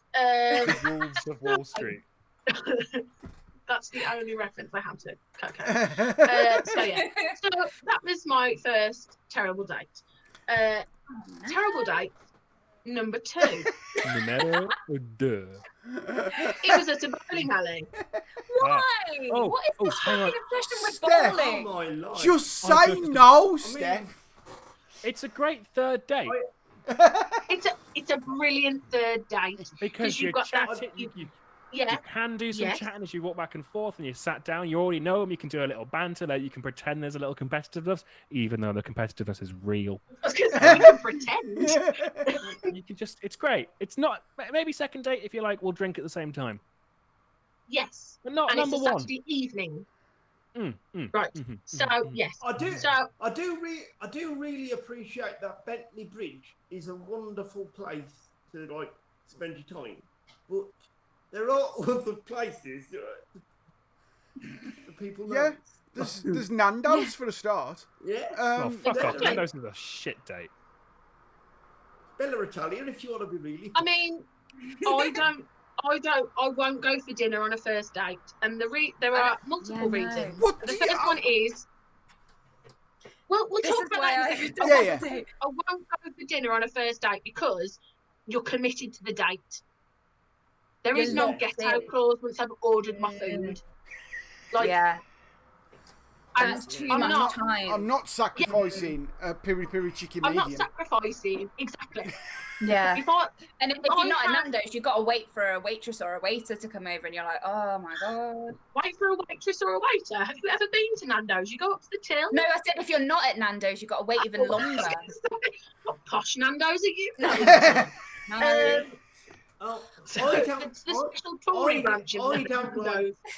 don't like dinners on first dates because I don't know them well enough in case I spill or anything. I don't want it. Like my rule is have the driest thing on the menu. That there's no sauce. Or like have something. That's my rule as well. Dip into from the fork. So then, like it just cuts out the middle, cuts out all the fat. Really focus on So you've got this long list of rules of what you won't do on a first date, and you're just breaking them all, Steph. Right. No, it's because of all these terrible dates that I have introduced the rules. Like the rules have informed the dates have informed the rules. So I won't go on a first date and have dinner because I'm committed. If they're a terrible person, I've now got to sit and they're going to ruin my food as well. Like I just feel it. And just like if they're a terrible person, they just sort of absorb all the flavour out of the room. I can't deal with it. I'm not paying 15 quid for food if I've then can't enjoy it, taste it because of your bland personality projected onto my plate. I'm so worried about not getting any of it on myself or in my hair or like on my face that I don't actually enjoy the food. What do you do? I'm a really messy eater. Yourself? What do you do? That's my main anxiety. I love that. Pee down my bra and I'm like, well, I can't fish it out. No, yeah, you can. That's definitely smell. It's like, chicken. Oh, excuse me, I've got the pee down here. A whole chicken wing, just like, saucy. a whole set of ribs. I mean, if you're feeling really confident, you ask them to fish it out. I dropped a cornichon. Oh, what? A cornichon. It's a word I learned from David Mitchell. Shut up. Right. So, and the other reason I won't go for dinner on the first date is because my friends have recently noticed I'm quite a neurotic eater. Neurotic, not erotic. I'm sorry. I heard erotic. I heard I eat quite systematically. My friends noticed this the last time we were all together. They all kind of went, do you realise you eat like section? And I was like, yeah. And they were like, what's the problem? And they think it's weird. So like I will eat in a pattern and I don't mix. And if I find a bit that I've missed that's hidden under something else, I don't eat it. That's the rule. So I would rather slowly introduce my psychosis to a future partner rather than hitting with it all at once. So yes, Michael. Do you not want to experiment with like flavours and textures? And how do you eat cereal? I don't really eat cereal. Do you drink the milk first? With cereal, no, and then eat. So you've already broken your one rule. mix the milk and the if cereal. I do have cereal, I will get a spoon of it. I will drain the milk off the spoon and keep the cereal, and then eat the cereal. No, I'm gone. Yeah, I'm gone. Bye. I'm gone. That's I feel like after this, I'm really going to get a lot of messages from men asking to take me out. I really feel that this is the thing My that gets brother eats like that though. He has like all the potatoes and then all the carrots or whatever it is on the plate, like each thing at a time. Yeah. Is he single? Anyway. Would you like to go out to dinner with me? He is a huge bear of a man. He's a literal Imagine Viking. me, but like with a beard.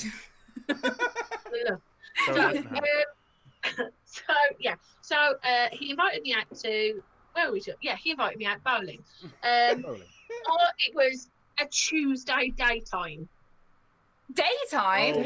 Yeah, I fell out of here. I wasn't even a plan B. I was like a plan C because he got a plan B on the night time.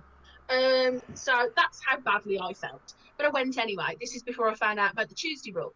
So he turned up, and he was a dickhead. That's the only way I can describe him. Like, he was awful the entire time we were there. He made fun of me. Yeah, he made fun of me because his bowling ball was heavier than mine. Oh, get the fuck out of here. Right. Wait, hang on. What? He made fun of you because he could lift 12, I think, and I was bowling with a 9. And oh he my was god. Like, and funny. Oh, he was like, much. you need the thing to push it down. Is that a bit heavy for you? And I was like, not heavy enough to not bang your head. I'd have taken my bowling shoe off and just thrown it at his face. The bowling ramp. The bowling ramp is an access need. Thank you very much. Yes, exactly. That's how you get into the bowling alley, isn't it? You go up the bowling alley. That bowling ramp has allowed me to fail on several dates. Which otherwise I would not have had the opportunity to. Thank you very much. So, yeah. Exactly. I absolutely for all ramp whenever I have the chance, because otherwise I'm not hitting any skittles. I make a joke out of using the ramp, like, watch me use the ramp, but really, because I'm losing, I need because I want points. I just want some points. Yeah, like please. Steph, and just go bowling and like heal our hearts with it, because we've just both the quickest game. It's just be like 1 point each. We'd probably win a prize. No one's ever come here and not hit any skittles, either of you, ever. They're called pins. In the hole. I don't know, because I don't go bowling because I can't do it.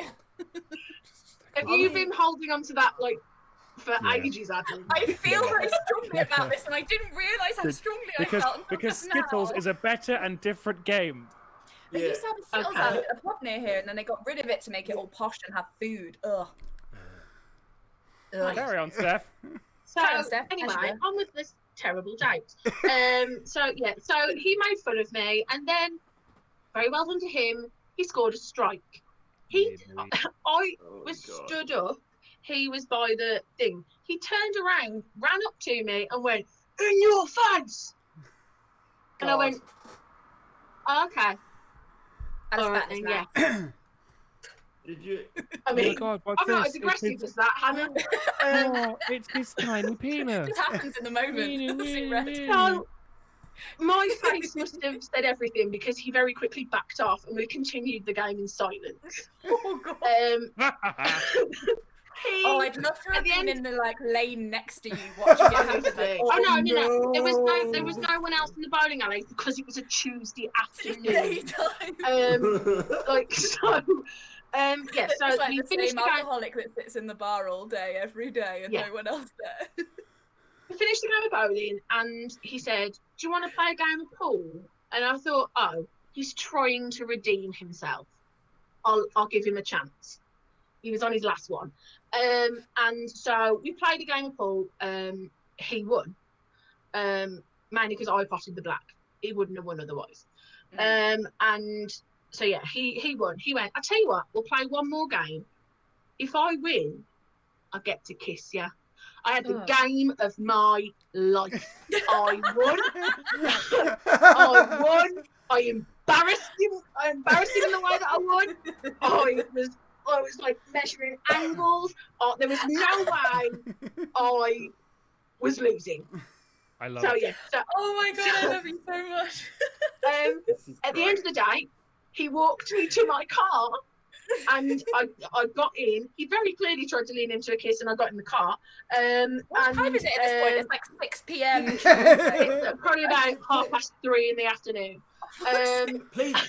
Please tell me he hit his head off the car frame. or you shut his head in the car door. It's probably the meanest and the coolest I've ever been. He, as like it was quite warm, so I wound down the window, and he leant on the car and leant in and went, "So am I going to get to see you again?" And I went, "Nope," and drove away. Beautiful. Just like the window up, like. And as I looked in my rearview mirror, as I looked in my rearview mirror, he was kind of stood in the car park with his hands in his pockets, looking very defeated. But he shouldn't have been a dickhead. So you bring it on yourself. If it was a film, then that music from Bridget Jones would have played then when she's walking down the street. That's. I think Gabrielle out of reach. So absolutely, that's what I want. So you said there were 3 dates. So does the third? You want me to do the third one? Does the third date start? We was in a bowling alley. No, we weren't. I'd learnt my lesson. We were in a bouncy castle museum. We were in a trampoline park. It was a Tuesday afternoon. It was Monday morning in the trampoline park. I was in my last year of uni, and there was a guy that I'd met on a night out, and we'd exchanged numbers. And now, the wonderful thing about drinking is that... Is it drinking's a wonderful thing? Is it drinking a wonderful thing? Yes, I was thinking about Tigger then. Is that as someone who should wear glasses, it makes your eyesight even worse in a way that you think it's making it better. So I met this guy. He was beautiful. We exchanged numbers. We arranged to meet. I had a lecture in the afternoon, so I said, like, he was like, "Oh, well, I've got a lecture in the afternoon. Do you want to meet, like, dinner time? We'll go for a drink." And I was like, "Yeah, okay, then let's do that." So we met. I walked into the bar and realised my beer goggles had been on spectacular form that evening. Oh dear. Did he have a face where you couldn't punch clay uglier? I don't know how he Is that a West Country thing? I've never heard that before. Oh, he was facially challenged, shall we say? And he didn't have a face. I don't know whether, like, Did he look like a bulldog? Did he look like a bulldog licking piss off a thistle? Where are you coming up with these? See, I've heard the bulldog chewing a while. You know what? When I first baptised in this, I could have rather have taken the bulldog. Like, he Go on, Mikey. and Was it just a floating toupee? I don't know how to describe him, and I don't know whether I not made him laugh when we spoke out, or whether I just not heard it. But the guy had the most horrendous laugh I've ever heard. No. And for me, being funny is a really attractive trait. Like, if you can make me laugh, like, you're halfway there. Like, and Hannah, you're in. Yes. Yeah. We're already getting married, Hannah. So it's all it's already planned. You're all invited. Yeah. In fact, we did say Mike and Dave were the bridesmaids. Adam was the officiate. Because we figured he's the one who's most likely to own robes already. Yes, and I want it done in the voice of Matt Berry. Yeah. My cape is just over there. Right. Why are you not wearing a cape? Yes. I know, yeah. Fine, carry on. I'll be back. Where was I? Yeah, so he had the most horrendous laugh I've ever I've ever What was heard. it like? Was it high pitched or was it low pitched? Like, was it loud? Like, I want to. No, it was more like just a blur of a noise, but he kind of went like, and I was like, it was really aggressive. And the first time he did it, it proper took me by surprise. And it makes me sound really horrible to say like, oh, he didn't look as good as he did when I was drunk, because like. Clip it, John. It's beautiful. Carry on. I mean, we can stop my story and just sit and look at you. No. Boromir insists you carry on with your story. It's more Faramir, really, but it's fine.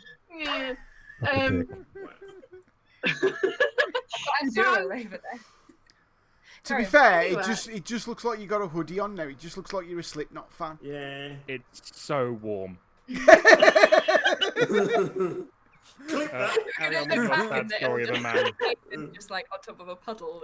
It's got little apples. How do you feel about men in Carry on with your story about a man with a laugh and no face. How do I feel about men in capes? I mean, I've been indifferent until now. And now you're like, against. Cool. Continue. No, look, like, don't get me wrong, looks aren't everything, and I am not in a position to be going, well, if they're not attractive. Shut up. So, yes. Yeah. So I, there's a reason I wear makeup on the podcast, apart from to cover matters of insect bites. So he was, he was just really weird. His laugh was overly aggressive. It put me on edge. And I remember as well, he said, what do you want to drink? I was at uni later and I was responsible. So I said, I'll have a lemonade. Now, the syrup had gone from that drink. So it was just soda water. I cannot stand soda water. And it honestly wasn't the worst thing that was happening at that point. I just carried on drinking it because I was like, at least it's something to concentrate on. All his stories were about him getting into fights, and I don't know whether he thought he was being chivalrous and brave, and I got into a fight because the man bumped into me, so I punched him in the face, and I was like, okay, I'm struggling. So he went to the toilet, and I texted a friend and said code red, like she knew I was was she a parachute? Code red. Is that what it was? She was my parachute. Yeah. I really wish she wasn't my parachute call because she was terrible. So I was like, code red, come and get me, make up any excuse, like, you've got to get me out of here. Now, I thought she'd have come in and said, oh, did you not get the email? Lecture started early, we've been looking for you. Something like that, something simple, something to get me out of the pub. No, I saw her. I was in Royal London in Wolverhampton. Now, if you sit in Royal London, you can see like the crossroads where the island is, and you can look out and you can see everything. It's tiny windows. I saw this girl running across this road on the Stafford Road towards. No, you've paused. Yes, Mike. Oh, no. Go on, Michael. Oh, sorry. No, it's all right. Now I know this is taking place in the Royal London. It gives the date a whole new context. Yeah, it's a bit grungy. So she's running across the Stafford Road, and because of where he sat with the back to the windows, I'm sat with the front, and I'm clearly like trying to look at him, but at the same time going, run across. She came bursting into Royal London and yelled, so everyone heard, "Ben's passed out, we need you." And I was like, what? Who passed out? Dawn. She was a girl on the course. Oh, right. Right. Dawn passed out, we need you. Oh my God. The bunch of Dawn's friends were sat about 3 tables away who all went, what? Oh, shit. And this guy's going, why do they need you? And I went, I'm a first aider. And I grabbed my bag and ran away. And we have never seen or spoken since. That is glorious. So that's who. Oh my God. Hold on. So that's who that guy is who's sitting in the Royal London and has been sitting there for 7 years, waiting for you to come back. Some trip over his beard as they go past. Bobby. Right. before we move on, plays about touches nose. You know the script song, "The Man That Can't Be Moved." Everyone thinks that's based in Ireland, based in Wolverhampton in the Royal London. Before we move on, Steph, I've got to ask. Your first date can't be at a bowling alley, can't be at a cinema, can't be have anything to do with food. So, what the fuck do you do on a first? What do you want to do on a first date? I like, depending on the person, I like just going for a drink, because a drink could be, you could go for one drink and then go, oh my god, I hate you. Oh and no, the time. That would be fine. And then have your mate come running in going, Dawn's collapsed. No matter who you are, that always works. I thought that you were going to say she ran in and went, Steph, I've died. Oh no. Like, honestly, she was never my code red again. I switched code red very quickly. But like, no, I would rather be having a drink, have one drink, and a person go, you know what, I'm actually not feeling this, can we go? Yeah. And I would have far more respect than a person eking out a 2-3 hour date to then go, I'd rather not see you again. Why waste 3 hours of my life when I could have been on Tinder on the way to the car park? You know what I mean? Like, matching up somebody to meet me at 9. I am so romantic. Why waste? Well, let's face it, Tinder is just the Edwardian dating system online. Like leaving calling cards at people's houses and waiting. Of course it is. You are presented with a list of suitors and you pick the suitor that you want based on an instant snapshot. When you think Edwardian, you're thinking really posh. My brain went to like common Edwardian, where it's just, oh, I know you. The gin house. You're a boy. Yeah, just sort of related. Yeah. So I got her pregnant. Oops. No. Now we're married in a loveless relationship. Oh, I know a few of those. But yeah. So I said that out loud. Didn't I? So like I would rather just go for a quick drink, get to know someone. If I really like them, we could meet the next night and do like a proper formal date. Like I've been to, it's like triage. Yeah. I've been for a walk around the park on a first date. That was lovely. We just went for a walk, but you know it was still in public, so I'm not going to get murdered. Yeah. Like you know, because you don't know, like especially if it's online dating, like. You could be very nice via WhatsApp, but still have lots of hammers and knives and saws in your boot of your car. Because and not be a gossip or a builder. H in the chat has put, I vote mini golf. Yeah. I've been mini golfing. No, I'm not. No. Why? I love mini golf. It's a good second or third date mini golf. You're walking around, you're doing lots of chatting, you can drink throughout of it. There's a level of competition. It's like it's second date material. Yeah. Yeah. Okay. Maybe when you've not just met someone. Yeah. Because like unless you meet them whilst playing mini golf. Completely. I'd be like, no, get out the fucking way. I'm winning this one, and then it'd be like, oh, I don't want to see you. Exactly. I don't like to introduce someone to my competitive streak till at least the third date. It's not endearing at first. You have to yeah. Yeah. Like after a while, they go, oh, she's just really competitive. Whereas the first date, they're like, whoa, she's a psycho. Yeah. So yeah. I like to at least pretend I'm normal for like 48 hours and then go, I fooled you, it's too late, you're in love with me. So yeah, it's like that's how it's shame. Yeah. Okay, so so guys, what I worry about is, sorry, before we finish, what I worry about is there may have been a guy that like potentially I might have been talking to who will watch this and go, I'm very busy from now on. Well, then they're not really nice person. I'm a really nice person. But, you know, just don't invite me to bowling alley. Don't do cocaine. That's all I ask. The good thing about that is, I mean, it's quite simple. The good thing about that is you'll always be free to do Choosing Up podcast. Exactly. It's all good. H has also put, I've been known to pull off the motorway for an impromptu crazy golf. Golf? Is that a euphemism? It is now. It is now, yeah. Either way, I mean. Dino golf. Golf. Or dino golf is my favourite so far, as in dinosaur. What? Can we go play dinosaur golf? I want to play dinosaur golf. Which I think I'm is just going to arrange a date with Hannah while we're all talking. Can we go play dinosaur golf, please? When things are it's accessible. Genuine question.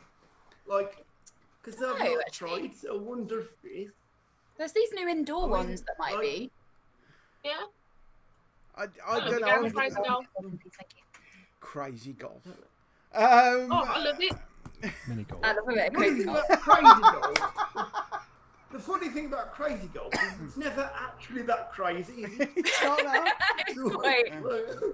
The Europeans take it really, really seriously. The European mini golf tournament, a guy represented Britain turned up just because he thought it'd be hilarious, and he finished the first course of 18 holes in like 56, and the next competitor was on 20. He was like 4 shots behind. The Germans turned up with their golf balls in a temperature-controlled attaché case. Whoa! There's like a book about it. The guy he was with, like shadowing, did the course of 18 holes in 19, and on the last one when he took 2 shots, he fell to his knees and wept because he was like, "That's it, my chance gone." Arts Council, if you're listening, can you please tell me to go to Europe to play about crazy golf? Love you. Bye. Thank you very much. Bye. Oh my God! Yes, please do that. We've started something now, haven't we? Steph Loftus, ladies and gentlemen. She just wants to be shown some respect. Before we move on, I feel like I've made myself completely undateable just in like 10 minutes. Yes, Mike. I still would. Like at the beginning of that story, Dad came in and looked very sort of dour and shook his head at me. So can we have a score update, please? Oh no! It's still 0-0. Okay, Jesus, I'm having kittens here. Can't I? Can I ask, are we playing 2 legs of this or just one leg? No, it's one leg. Oh It's God, it's going to be penalties. round robin now, mate. Knockout. Legs. And I've just heard a bolt of lightning. No, I've heard a rumble of thunder. I saw a bolt of lightning. I know what I mean. That means the internet's going to go down. Go, Right. So in which quick case, story, Dave. Okay. Right, quick story. This starts when I was about 10, 11, so you're talking 37 years ago. I'm at Rill, because that's where the working classes of Wolverhampton go. I've been to Rill once. Yeah, and me and I'd met this kid my age who come from like somewhere like Yorkshire, and we just like, we didn't hate each other, so you spent the week on a caravan park hanging around with each other. Holiday friends. Yeah, holiday friends. And my mum and dad didn't have a lot of, well, they never had a lot of money. Worked all their life, never had a lot of money. Working class. So I had like a budget of £3 a day, which I mean back then was, they'd done really well. We'd gone to the fair, the Ocean Pleasure Beach. And you know them stalls where like you throw hoops over a thing, right? A power station by it. Yeah, right. Power station by it. But you throw hoops over them and win prizes, but it's a fix. Yeah, because the hoops don't fit over them. Yeah, right. Basically, the guys on that stall swindled us, so they roped us. Now, I know as we were silly. Oh dear me, I'm having problems connecting. Apparently. No, we can see you. Okay. We can still see you. I've been having those problems for the past 6 weeks. So I have most of those problems on dates, to be fair. Wow. An epiphany about my life. Carry on. I was definitely naive and I was silly, but I was like 10 and 11, and surely you're allowed to be naive and silly when you're 10 and 11. Yeah. And adults ripping you off is a bit shit in my book. Yeah. But I remember feeling really bad that like in 20 minutes, this £3 that was my day's budget had been swindled out of me by these nasty folks. And I felt really bad. Anyway, fast forward. It's 2007. I'm working at a school. I'm doing IT support, which means if it's got a plug on, I'm looking after it. That's basically how it works. And I've just seen a big bolt of lightning as well. That was huge. I wish we'd have a storm. I know, yeah. It needs to clear it. We were meant to have one at 8 o'clock. It's coming. There's the thunder.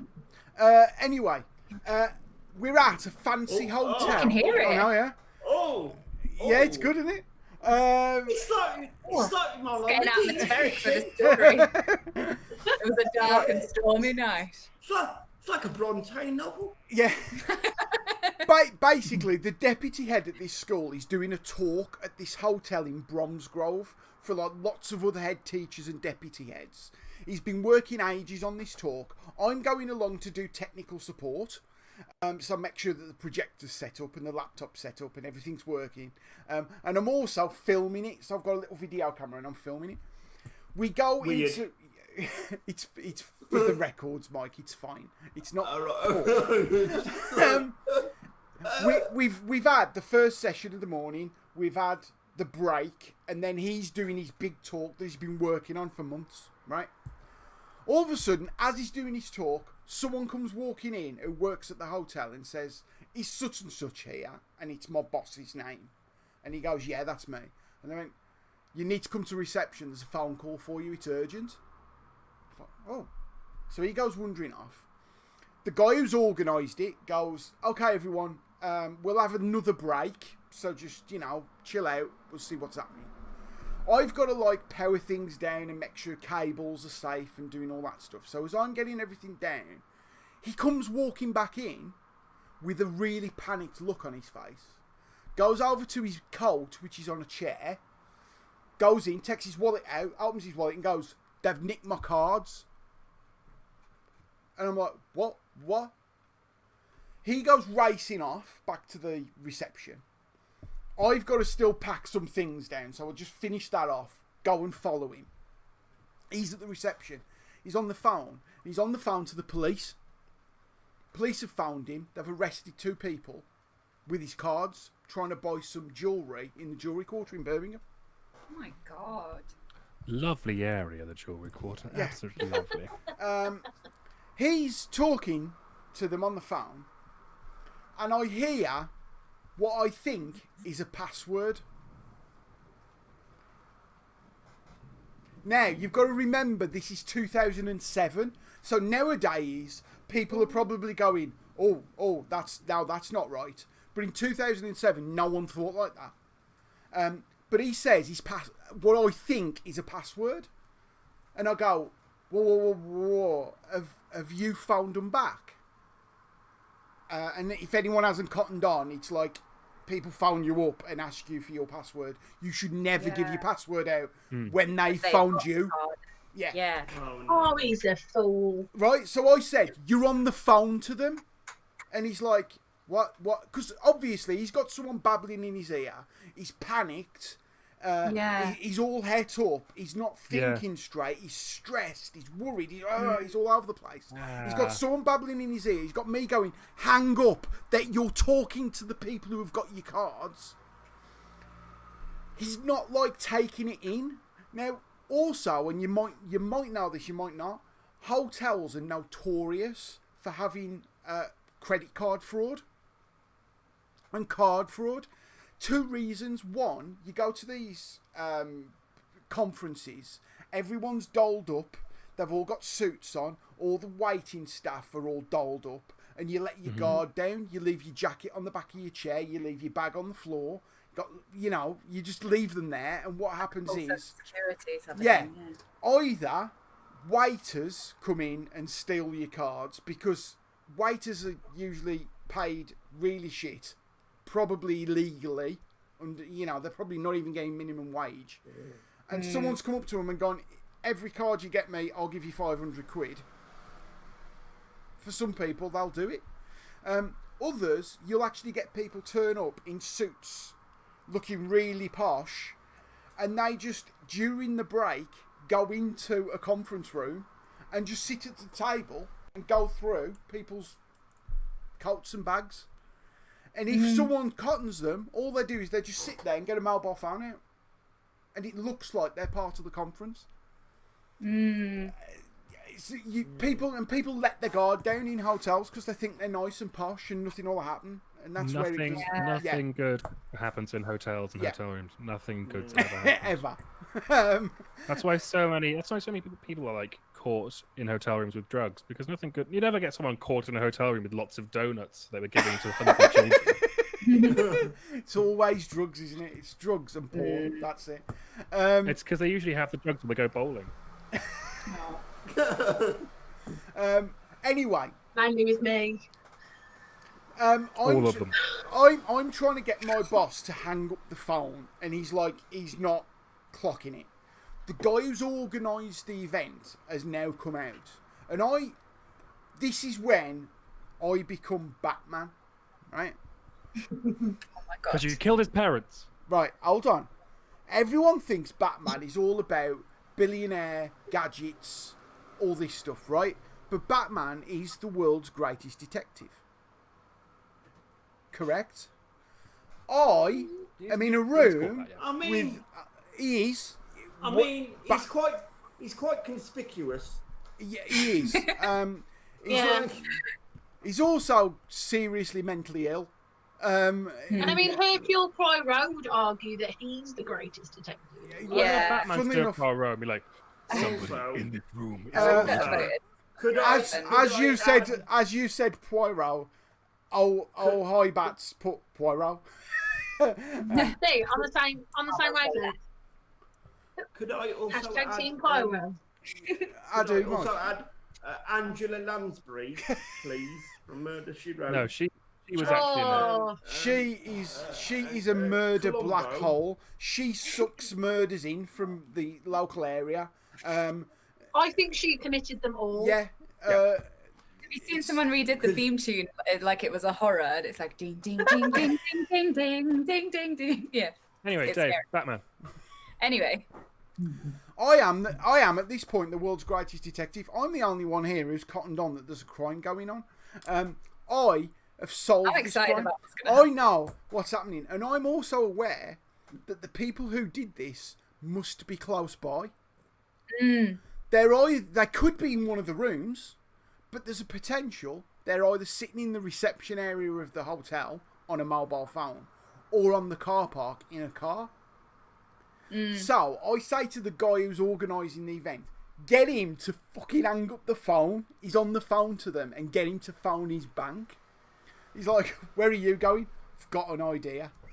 Oh my god. So I'm like, I'm going to fucking find them, right? And then when I do find them, I'm Batman, right? And I'm just going to fucking elbow, knock them out. Police will come, hero, right? Job done. I go wandering around the reception of the hotel. I wander around the car park. Can't see anyone.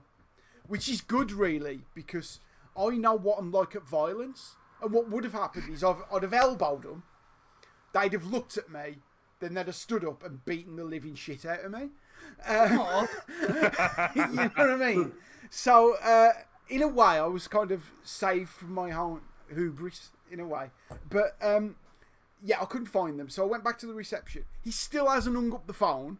So I'm like, for fuck's sake. What is he doing? Right. I snatched the phone off him and hung it up. Is he also going, and I live at this address, and I'm banked between the time zones, And my mother's maiden find name. the car keys on the side. Well, I then say, we need to get in touch with his bank. Who did he bank with? It was Lloyd's. Right. Now, nowadays, if you need the number for Lloyd's, you just get your mobile out and you Google Lloyd's, right? This is 2007. You haven't got mobile internet, right? So, how do you get... ask Jeeves It's written on the back of your Oh, card. right. You've lost your card. That's Exactly. what I never got. It's written on the back of your Forgot card. about Jeeves. You've lost your card, right? Yeah. The hotel hasn't got an internet-connected PC. The only thing they have got is a Yellow Pages, which they don't know where the Yellow Pages is. So there's a hunt for the Yellow Pages. Right, finally he gets it. The reception... That's my favourite Sean Connery film, Hunt for the Yellow Pages. Finally get the book. Classic.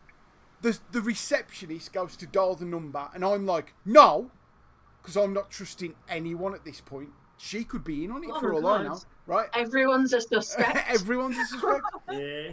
There's real turmoil in this. I love it. I'm Batman. I dial the number for him, and like, that's the bank.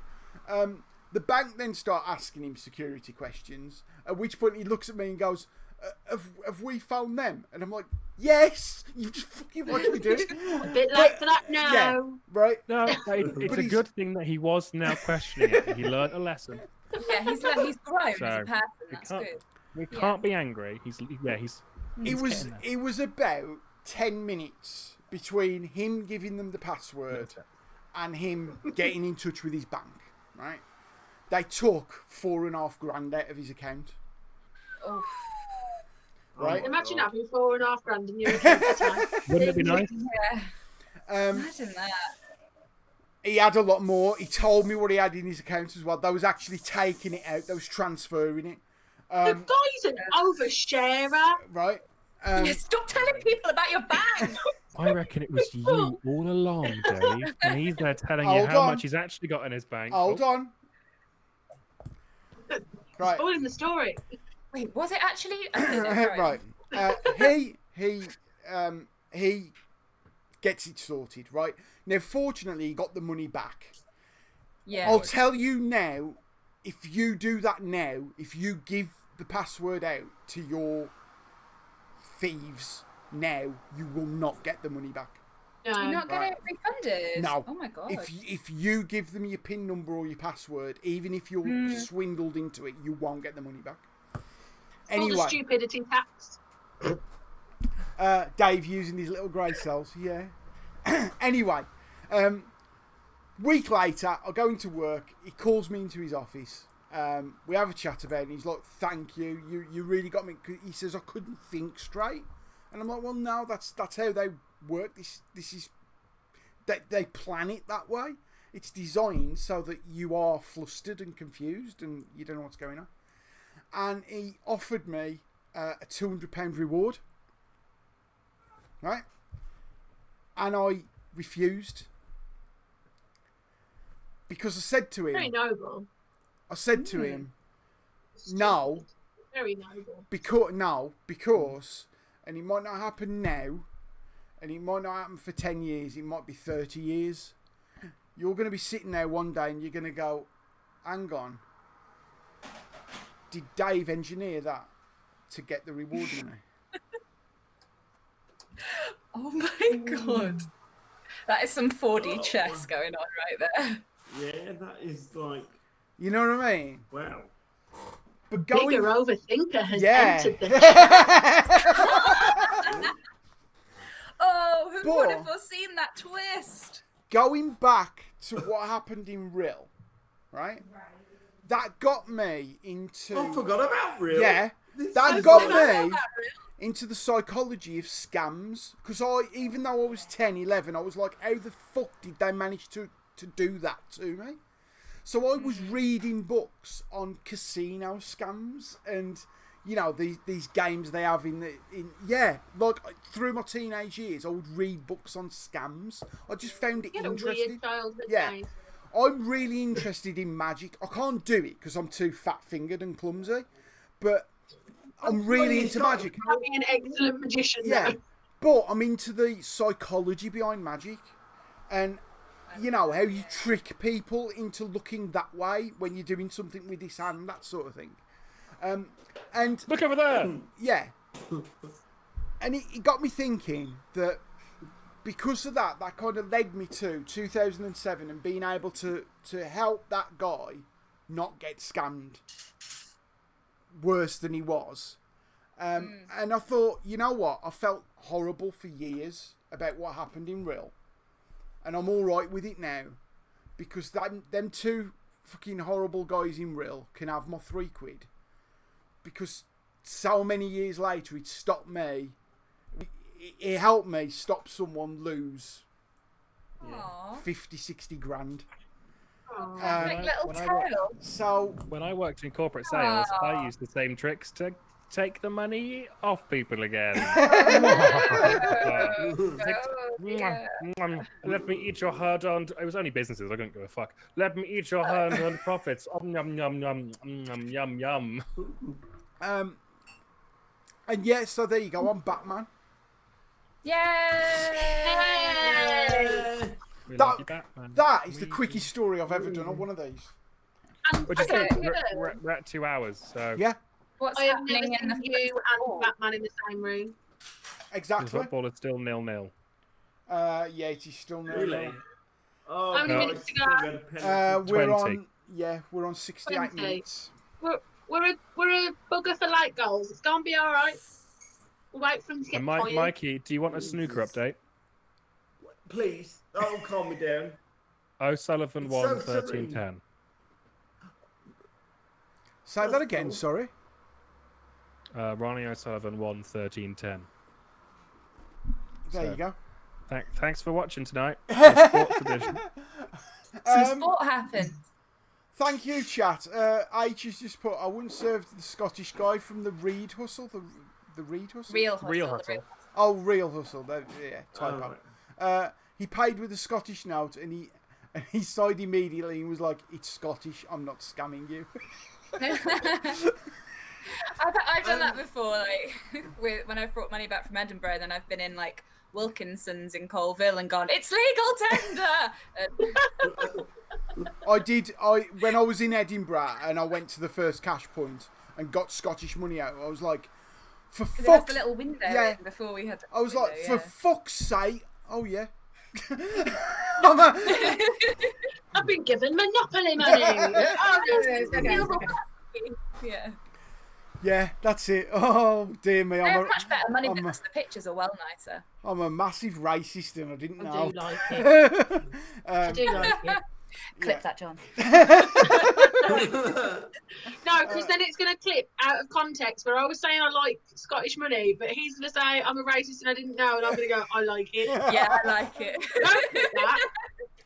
Perfect. Technically, we haven't missed anything in the football if you only judge goals as being happenings in football and nothing else, which I, of course, don't. So, we can finish now. Folks, thank you for joining us. That was a long one, that was, but I quite enjoyed that. Thank you very much. It was. Yeah, it was good. Thanks, chat. Chat, can we have a round of applause for this lot? How are chat? Well, Are they okay? Have we had a round of applause for Dave?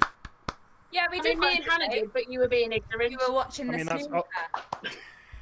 Done. I'm not bitter, Adam. Just I know no you crimes, did, Dave. obviously. Yeah. If you've enjoyed tonight and you think it was worth a drink, buy us a coffee on ko-fi.com/stories from the smoke room. All the way through our stream, our socials have been coming up at the bottom. That's what they're called now. That's what the kids call it, the socials. On the social. Steph's doing a great job keeping Instagram up to date. I'm doing a really bad Forgetting job to put the keeping times on Twitter. podcasts. Yeah. Yeah, but at least you're telling people. I don't think I've logged into the Twitter account for this podcast all week. I'm a busy man. What can I say? I am Batman. Bear that in mind. Yeah, he has a lot to do in the evenings. It's quite the commute to Gotham from Wolverhampton. It is. But you know, I do. Taxis, they're great. I'm not getting in a taxi. So yeah, thank you for joining us. Next Tuesday we're doing one of our locking ones, and are we doing what we suggested? Are we doing what we suggested? Because we had that idea, didn't we? We sort of never decided, but like probably what you said. Yeah. Yeah. So there's going to be chat next week. We need you. We need you on top form. Because we need some themes coming in for the chat, because we're going to do speed poetry. Apparently, Steph, you're gonna do a limerick. Limericks, because that's the only poetry I'm good at. Yeah. Sweet. Who else is doing poetry for this one? I said that I would try and improvise something to fill the time while you're writing the poems. Yeah. So I'll just do one off the top of my head. I've said I will take like 20 minutes out, and I will attempt to write a proper poem. With. You saying about limericks? Are you saying a limerick? Yeah. Yeah, I am. Yeah. You elitist. So Tory It's poet. not even that's that. what it 'Cause is.